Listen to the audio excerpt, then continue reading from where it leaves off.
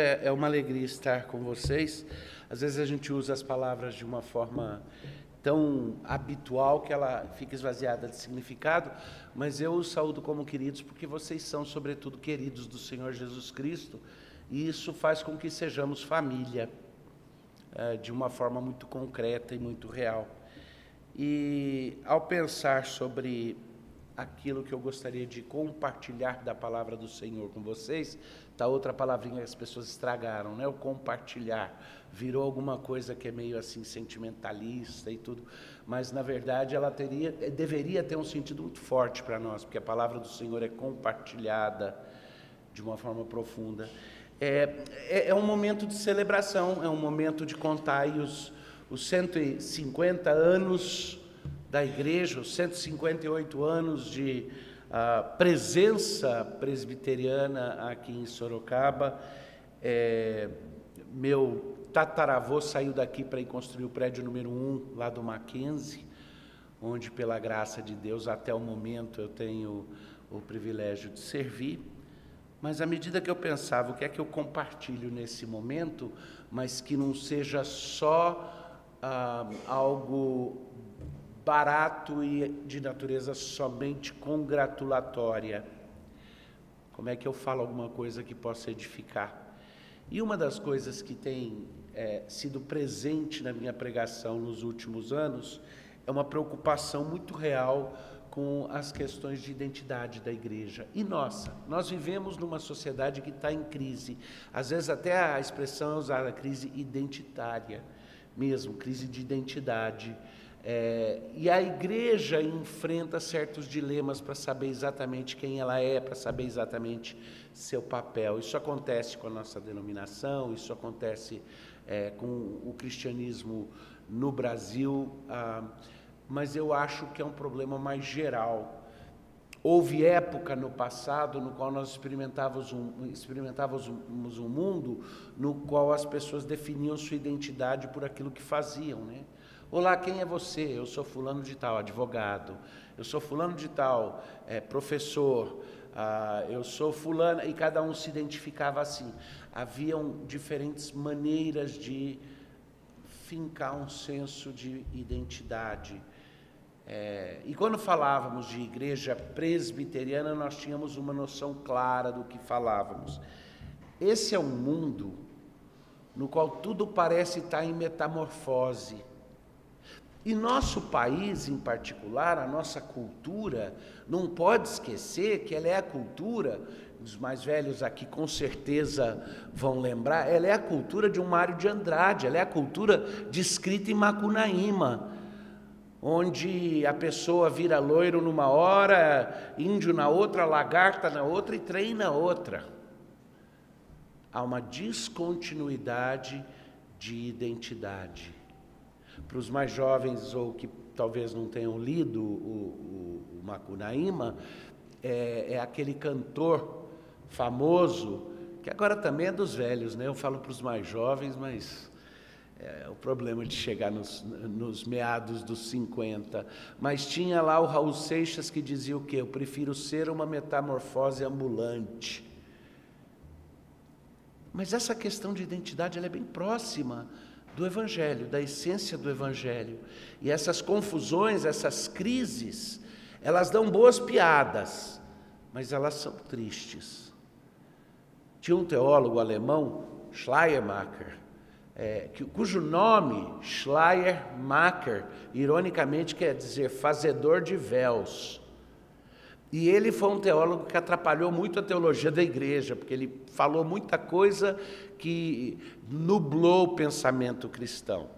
Algumas coisas boas, mas muitas que abriram as portas para o que mais tarde veio o seu liberalismo teológico da Alemanha no século XIX.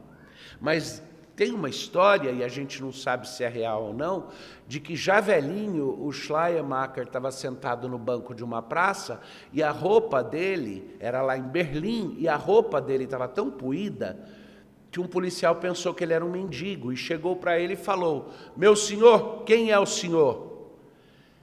E supostamente o Schleiermacher teria virado para ele e dito: por 89 anos eu estou tentando responder essa pergunta. mas não é isso que Cristo quer de nós. Ele quer que nós tenhamos a segurança de saber quem somos, como indivíduos e como igreja. Deixa sua Bíblia aberta em 1 Coríntios, capítulo 1, eu vou tratar dos versículos 26 a 31. 1 Coríntios 1, versos 26 a 31. Pastor Fred Craddock era professor de um seminário americano. Ele lecionava homilética e nas tensões da vida dele eclesiástica e tudo, ele resolveu que precisava de umas férias com sua esposa. E eles viajaram para uma área rural no interior do Tennessee, próximo das montanhas do estado do Tennessee, onde ele disse, certamente ali eu vou achar um hotelzinho onde eu e minha esposa podemos passar uns dias bucólicos, descansando, e ninguém lá vai nos conhecer, ninguém vai ficar em cima, porque ele estava acostumado em todo lugar que ia, era gente que ficava querendo conversar, a gente que puxava a conversa, ele queria ficar sozinho com a esposa. Chegaram já no anoitecer, passaram a noite no hotelzinho onde iam ficar, e de manhã foram tomar café da manhã. Sentados à mesa, e ele falando para a esposa, não é maravilhoso estar aqui num lugar onde ninguém me conhece, ninguém vai chegar e falar, pastor, ninguém vai me incomodar, só nós dois sozinhos? Quando de repente se aproxima da mesa dele um senhor mais velho, usando um terno branco, um chapéu branco, um cavanhaque, era a cara daquele homem do Kentucky Fried Chicken, do KFC.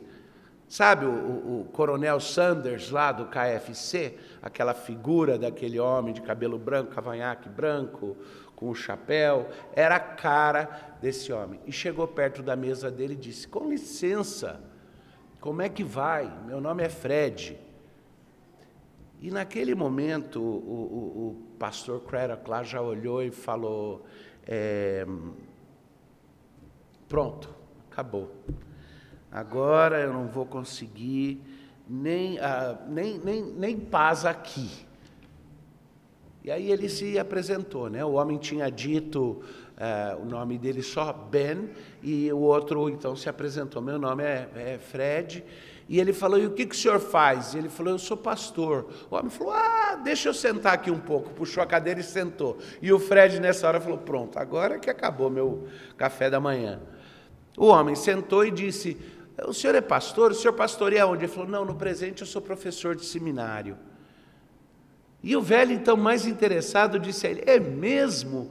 O que o senhor leciona? E ele falou, eu leciono homilética, pregação. E o homem falou, então eu vou lhe contar uma história que o senhor vai poder usar com seus alunos. E eu imagino se eu estivesse no lugar do professor Fred ali, eu iria dizer, meu Deus do céu, e agora? Foi-se meu café da manhã, vou ser incomodado aqui por esse homem. Mas o homem começou a contar a história para ele. O homem disse, eu nasci aqui nessa região, que era muito pobre, nasci nas montanhas. A minha mãe engravidou e não sabia identificar quem era meu pai. E por isso eu tive uma infância desgraçada. Todos caçoavam de mim, na escola, na igreja. Todos os meninos e meninas me chamavam de filho sem pai, quando não usavam outros nomes. Eu não tinha coragem de andar com a minha mãe pela cidade. Eu tentava fingir que ela não era minha mãe, eu vivia me escondendo porque eu nunca tive coragem de olhar as pessoas dessa cidade nos olhos. Até a minha adolescência. E na minha adolescência eu estudava na escola, saía correndo quando tocava o sinal para não dar tempo de ninguém puxar conversa comigo. E aí o pastor Fred e a esposa dele já começaram a ficar meio abalados ao ouvir a história. E ele continuou, ele disse, eu ia para a igreja e eu saía antes que o culto terminasse. Quando a bênção ia começar, eu já levantava e saía correndo, porque eu tinha medo de cumprimentar qualquer pessoa na igreja, porque eles iam tocar o dedo na minha ferida, porque eles iam me perguntar a respeito das coisas que me envergonhavam. porque eu não sentia que eu tinha uma identidade diante da igreja, da sociedade. Eu não era ninguém, exceto uma vergonha, um filho sem pai. E aí ele disse, mas um dia mudou de pastor na igreja, e o novo pastor que chegou na igreja estava pregando um sermão, e eu fiquei tão empolgado ouvindo o sermão dele, que quando terminou o sermão e ele começou a oração final e bênção, eu esqueci de sair da igreja. Eu tinha 18 anos de idade. E esqueci de levantar e sair. Quando eu dei conta, todo mundo já estava levantando e saindo, e havia uma longa fila de cumprimentos. E eu não consegui escapar. E para sair de dentro daquela igreja, eu tive que entrar na fila e cumprimentar as pessoas. E eu caminhava com medo, sabendo que eu ia ter que apertar a mão daquele pastor. Tocado pela pregação da palavra, mas morrendo de medo que o novo pastor perguntasse sobre minha família, sobre quem eu era. Porque minha vida era a humilhação daquela história. E quando eu cheguei na porta, o pastor estendeu a mão, segurou a minha mão com toda a força, olhou nos meus olhos e disse, e você, meu rapaz, quem é teu papai?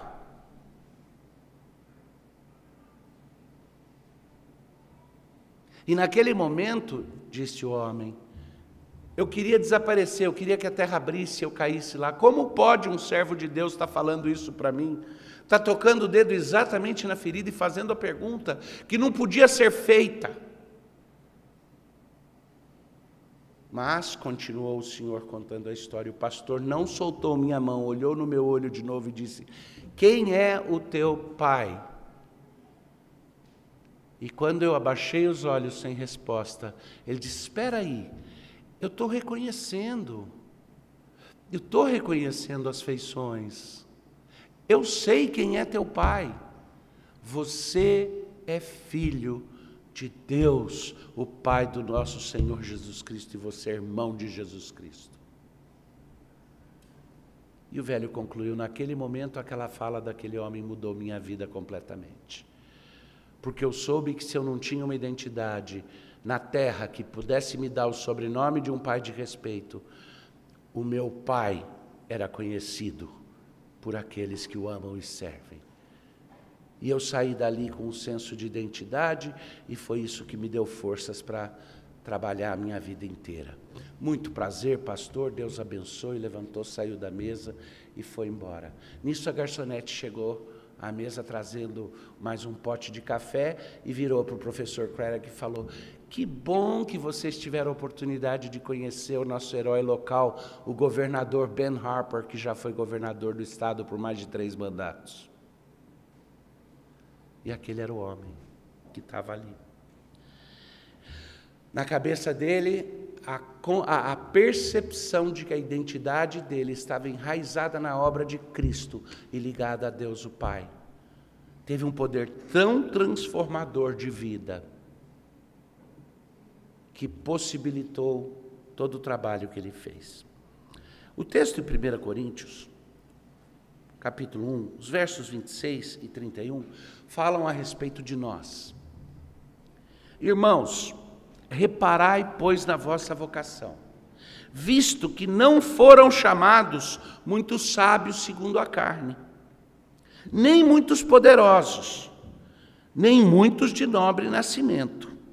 Pelo contrário, Deus escolheu as coisas loucas do mundo para envergonhar os sábios, e escolheu as coisas fracas do mundo para envergonhar os fortes.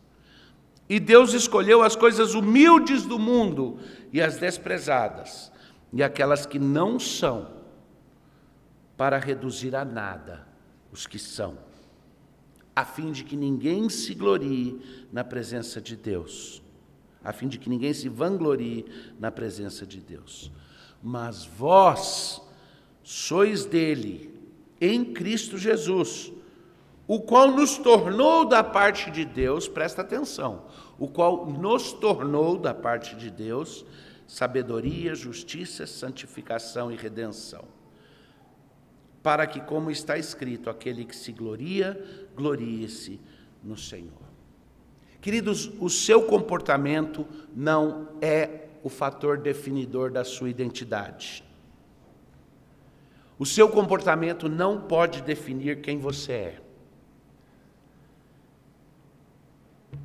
Antes, a sua identidade em Cristo é que deve ser o fator definidor da sua vida e do seu comportamento. Está entendendo a inversão? O mundo me diz que eu sou aquilo que eu faço.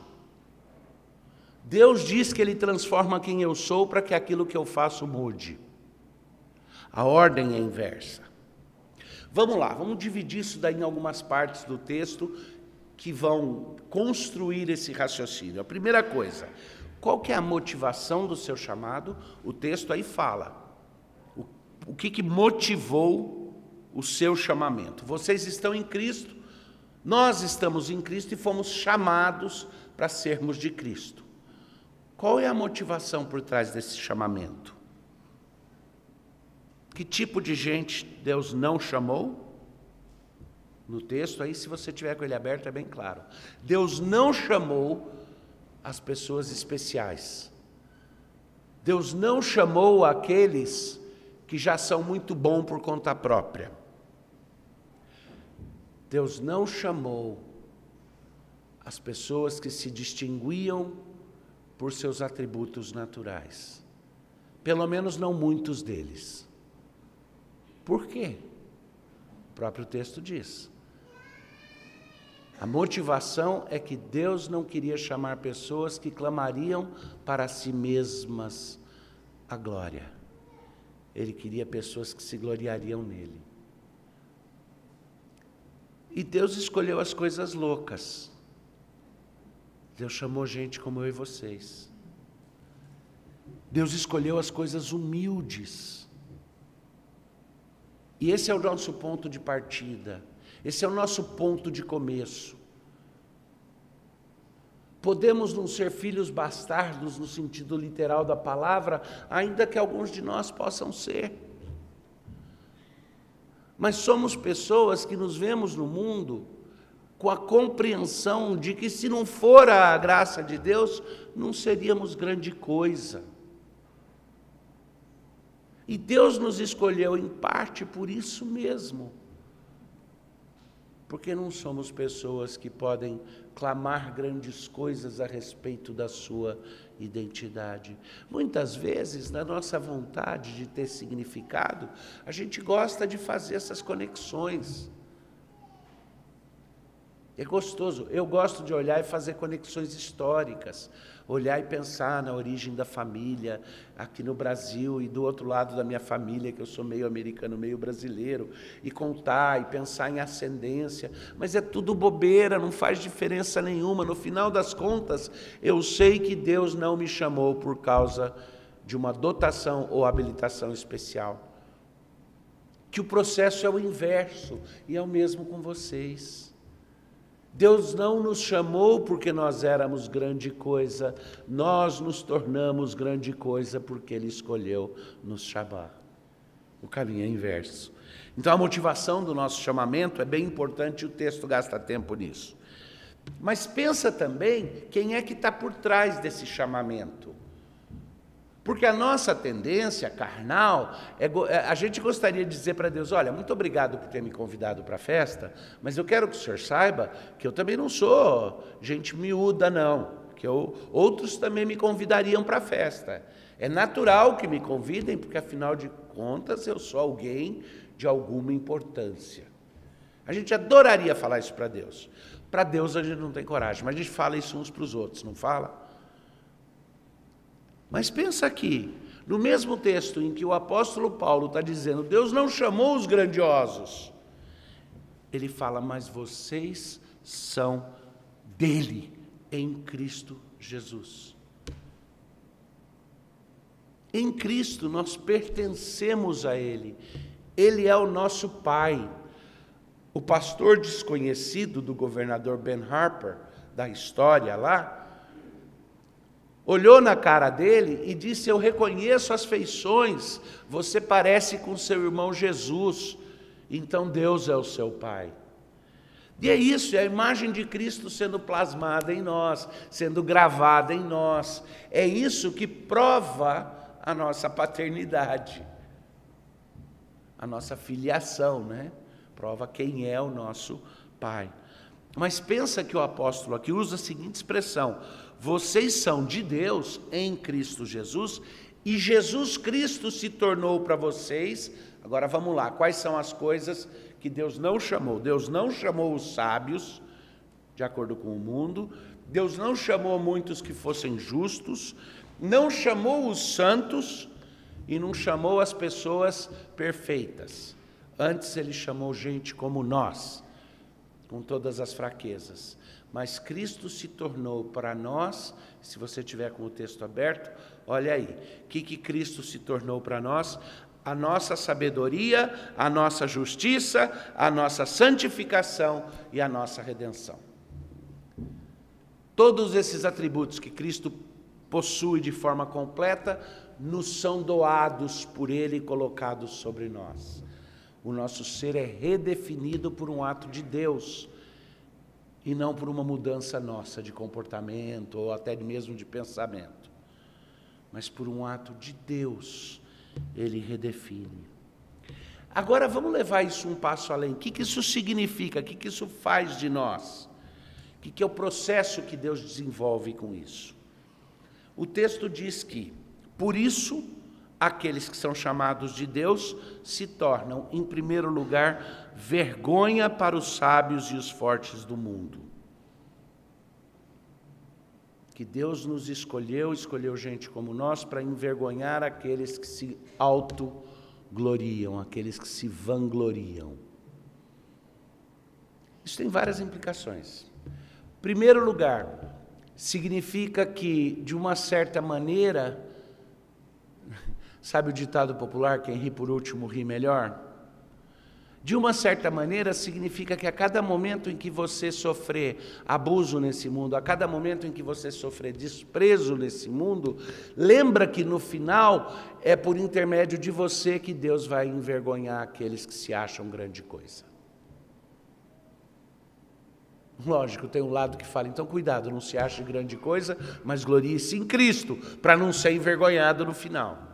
Mas tem o lado de dizer que o abuso que nós vamos sofrer nesse mundo é compreensível. Você é um estorvo para quem se acha grande coisa. Você é um motivo de... Você naturalmente, se você caminha em Cristo, você é incômodo para as pessoas que se consideram autossuficientes. Já houve momentos na sua vida que você parou para pensar e disse: por que parece que eu sempre irrito as pessoas? Até quando eu ajo certo, ou mais ainda quando eu ajo certo. Fácil, porque naturalmente você, quando se comporta de acordo com a natureza que você recebeu em Cristo, você envergonha aqueles que se acham grande coisa por conta própria.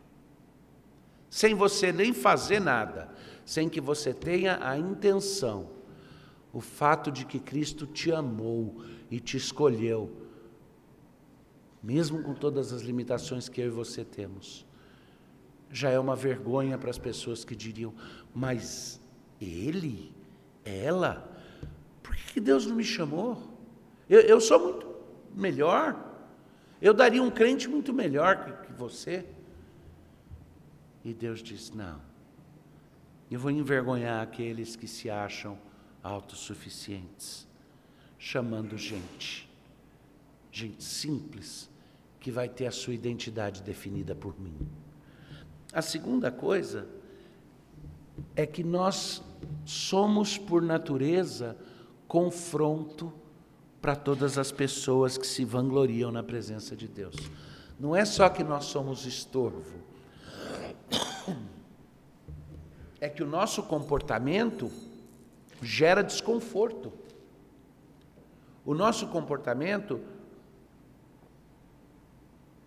perverte as regras do jogo.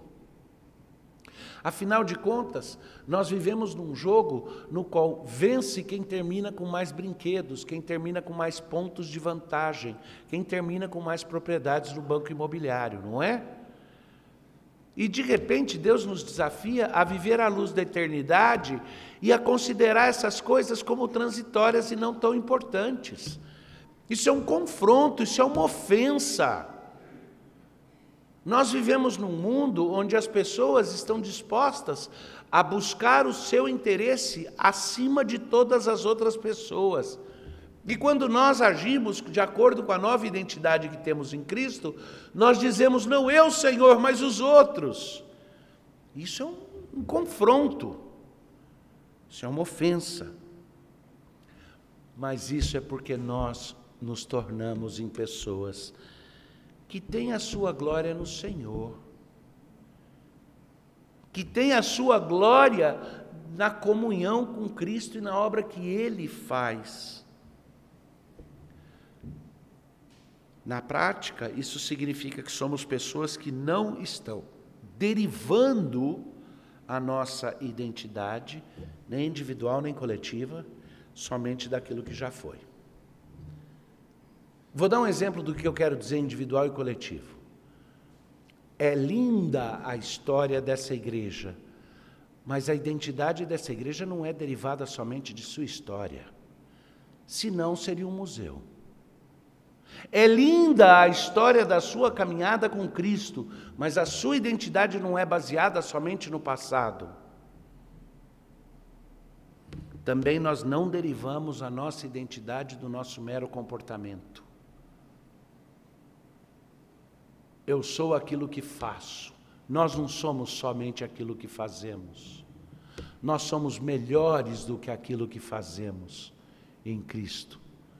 Porque o que fazemos, fazemos porque ainda lutamos nessa carne. Porque ainda estamos num momento no qual nosso comportamento ainda não condiz com a nossa nova identidade. Mas a nova identidade não depende do comportamento, ela já nos foi dada em Cristo. Então não somos pessoas que derivam a sua identidade daquilo que já foi, também não derivamos a nossa identidade daquilo que fazemos exatamente hoje. Eu usei o exemplo coletivo da igreja aqui em Sorocaba.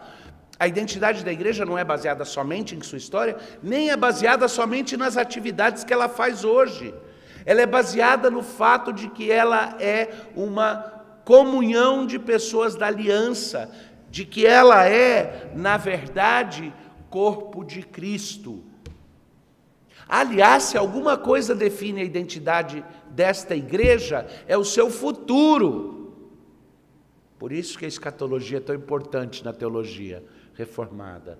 É o que ela será em Cristo, quando for apresentada como parte completa da noiva, perfeita e aperfeiçoada pelo próprio Jesus Cristo. Mas no âmbito pessoal, isso significa que a sua identidade não é baseada na sua história, nem só no seu comportamento. Antes, ela é baseada na obra completa de Cristo. E se você souber abraçar a sua identidade em Cristo e deixar que a sua identidade em Cristo defina seus sentimentos, o seu comportamento, o que você vai encontrar é sabedoria, justiça, santificação e redenção. E a nossa luta aqui na terra é essa.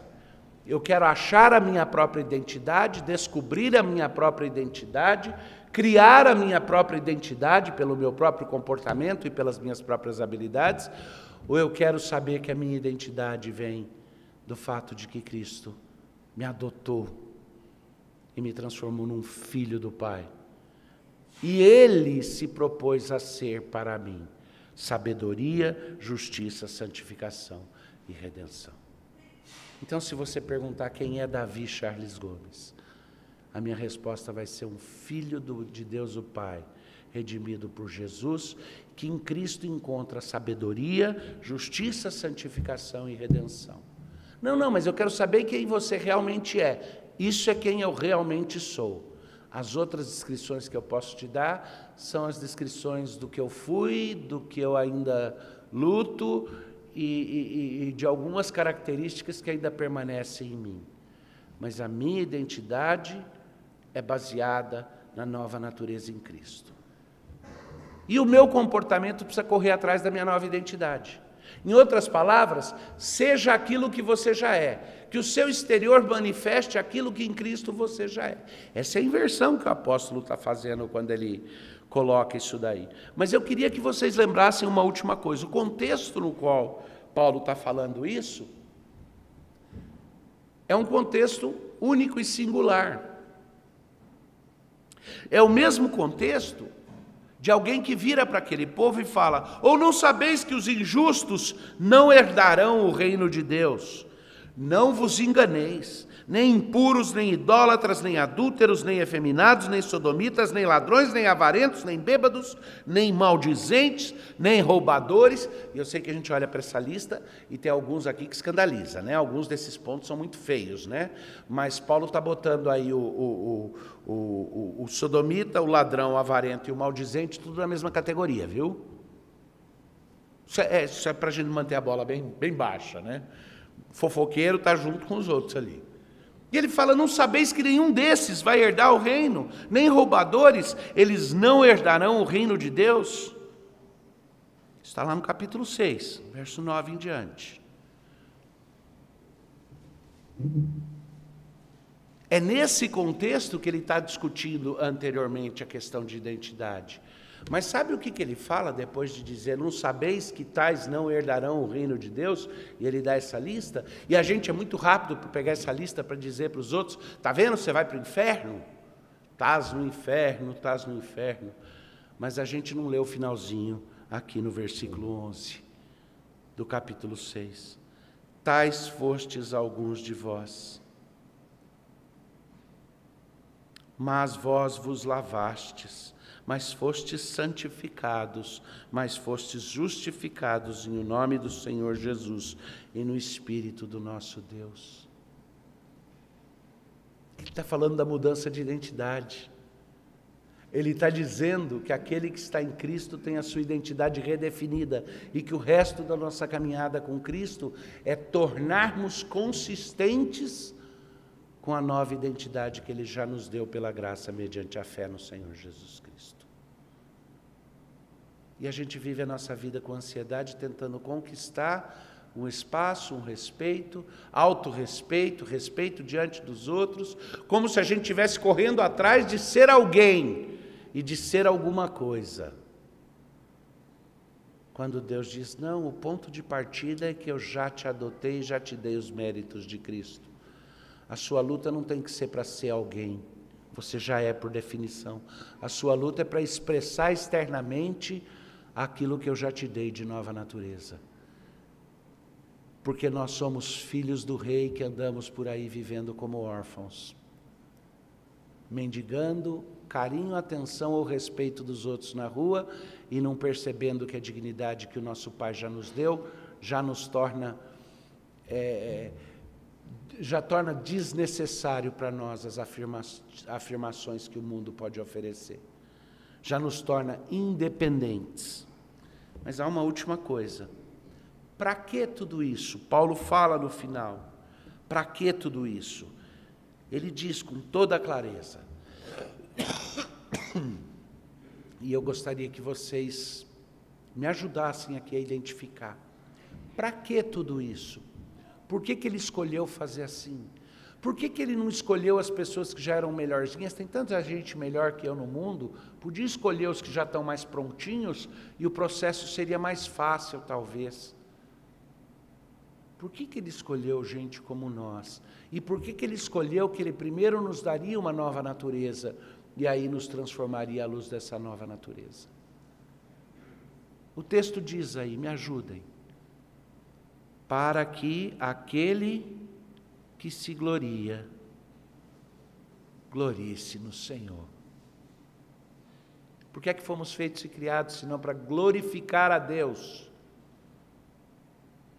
e gozá-lo para sempre? A nossa alegria, o nosso gozo está em glorificá-lo, em refletir o brilho dele. Então Paulo termina dizendo: para que aquele que se gloria, glorie-se no Senhor. Isso é verdadeira vida, isso é verdadeira alegria. É brilhar com toda a luz que nós podemos refletir do Pai das luzes, e ao final retornar a Ele toda a honra e glória, reconhecendo que a luz vem dEle. Vem dEle, mas nos faz plenos, satisfeitos e alegres.